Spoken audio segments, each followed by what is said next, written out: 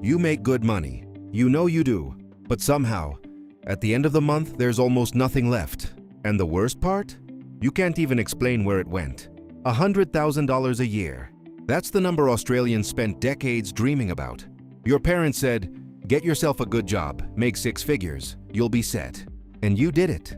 You actually did it. But you don't feel set. You feel behind. And I'm not talking about people blowing money on holidays and designer bags. I'm talking about people doing everything right. Cooking at home, skipping the daily coffee, driving the same car for 6 years. Still can't save, still can't buy, still lying awake at night, doing maths in their head that never seems to add up. So what's going on? Because something has clearly changed, and it's not you. Let's just look at what a $100K salary actually means in your hand. Before tax, you're at $100,000. After tax, you're taking home roughly $73,000 a year. That's about $600 a month. Sounds fine, right? Okay, let's talk rent. If you're renting a 2-bedroom apartment in Sydney or Melbourne right now, you're probably paying somewhere between $2,400 and $2,800 a month. That's nearly half your take-home pay. Gone before you buy a single thing. Then groceries, up 20% in 2 years. Energy bills, up. Insurance, up. Internet, phone, transport, healthcare, super contributions, a parking fine, because of course there was a parking fine. And suddenly your $6,100 is looking very, very thin. You're not imagining it. The average Australian household cost of living has jumped by over $15,000 a year compared to just 3 years ago. $15,000? That's not a rounding error. That's a second job's worth of expenses that just appeared out of nowhere. And this is the part nobody talks about. $100K used to mean something different. In 2010, $100K put you comfortably above the median income. You could rent affordably, save aggressively, and still have a life. Today, the median house price in Sydney is pushing towards $1.5 million. Even if you saved $2,000 a month, which is nearly impossible on that budget, but let's say you did, it would take you over 30 years just to save the deposit. 30 years. So I want to ask you something honestly. Does this feel familiar? Are you earning more than you ever thought you would? And still feeling like you're barely keeping up?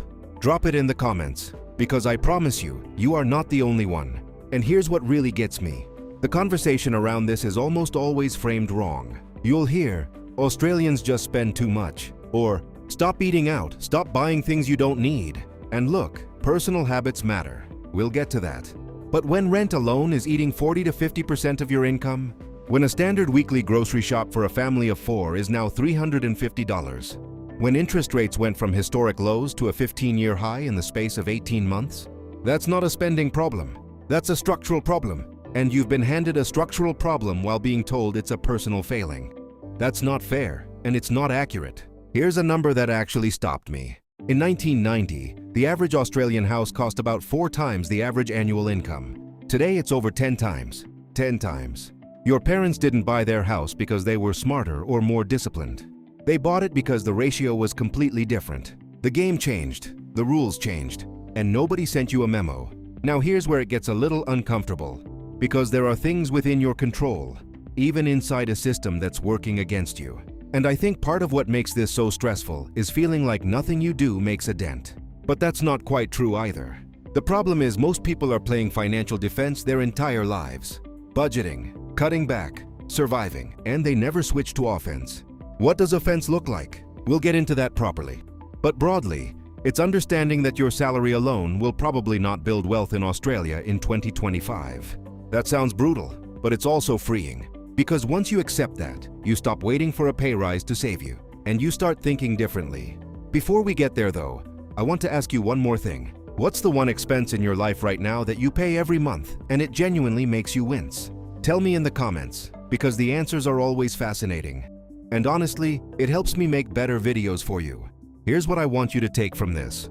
If you're earning decent money and still feeling financially stressed, you are not broken. You are not bad with money. You are a normal person living through one of the most expensive periods in Australian history. And the fact that you're here, watching this, trying to understand it, that already puts you ahead of most people who are just quietly stressed and doing nothing. So let's figure this out together.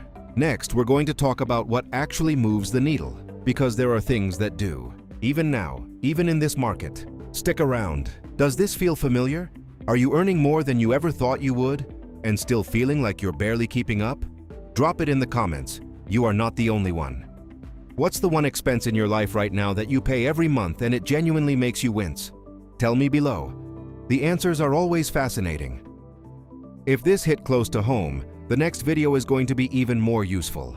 I break down exactly what Australians on average incomes are actually doing to build wealth right now. Not theory, real moves. It's sitting right there. Go watch it.